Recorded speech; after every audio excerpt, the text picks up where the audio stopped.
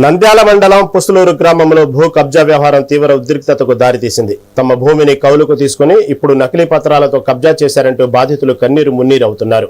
Survey number 32లోని Dande Suresh కు చెందిన 2.25 ఎకరాల భూమిని సూరజ్ గ్రౌండ్ కు చెందిన ముక్కెర రామిరెడ్డి, అశోక్, ప్రవీణ్లు అక్రమంగా స్వాధీనం చేసుకున్నారని బాధితులు ఆరోపిస్తున్నారు. రెవెన్యూ రిజిస్ట్రేషన్ అధికారులు కబ్జాదారులతో కుమ్మక్కయ్యారని, PGRS లో ఫిర్యాదు చేసినా ఫలితం లేదని వారు ఆవేదన వ్యక్తం చేశారు. ఈరోజు ఉమ్మడి కర్నూలు జిల్లా నంద్యాల పట్టణంలో మన రాయల్ పీపుల్స్ ఫ్రంట్ బలిజా టాపు తెలగ ఒంటరికి సంబంధించినటువంటి ఏదైతే జాతీయ సంస్థ నేషనల్ ఆర్గనైజేషన్ ఉందో దాని తరఫున ఇక్కడికి రావడం జరిగింది.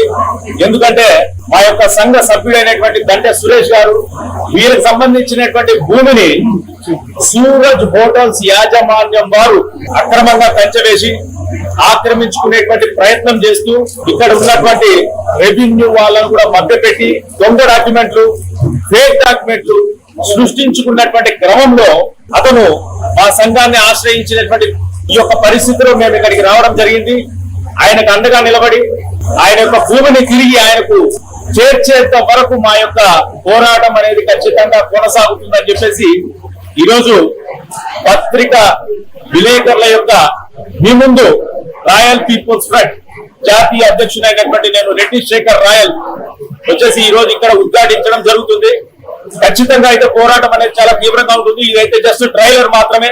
దీన్ని ఒక నోటీస్ గా భావించి సూరజ్ హోటల్స్ యాజమాన్యం వారు తక్షణమే స్పందించి మా యొక్క సంఘ సభ్యుడైనటువంటి దండే సురేష్ గారు కావచ్చు, వాళ్ళ యొక్క అన్నదమ్ముడు కావచ్చు, వాళ్ళ కుటుంబీకులు కావచ్చు, వీళ్ళకి జరిగినటువంటి ఈ నష్టాన్ని తిరిగి పూడ్చి వాళ్ళకు రావాల్సినటువంటి భూమిని వెంటనే వాళ్ళకు అప్పగించినటువంటి పక్షంలో రాయలసీమలో ఉన్నటువంటి 50 మంది బలిజా టాపు తెలగ ఒంటర్లందరూ నంద్యాల జిల్లాలో ప్రత్యక్షమవుతారని చెప్పేసి ఇక్కడ తీవ్రమైనటువంటి హెచ్చరిక జారీ చేస్తున్నాం మేము.